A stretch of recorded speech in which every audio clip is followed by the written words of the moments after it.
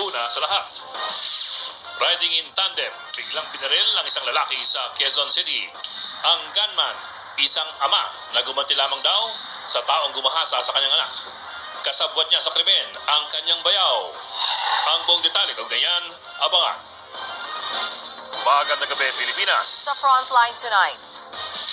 Isa pang senador gusto raw mag-over the bakod dahil napepresyo na umano ng kanyang pamilya at simbahan ayon kay Senator Erwin Tulfo.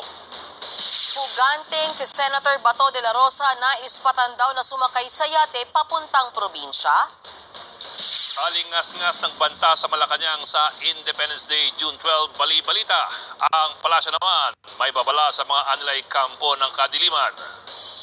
Flood control contractor na si Curly Vizcaya ipinaaresto na ng korte para sa kasong malversation. Inflation noong nakaraang buwan bahagyang bumagal, habang ang presyo ng petrolyo sa susunod na linggo nakaamba na namang tumaas.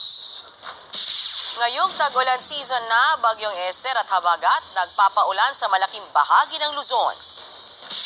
At kung ang iba may bridal car, ito naman ang bridal tractor.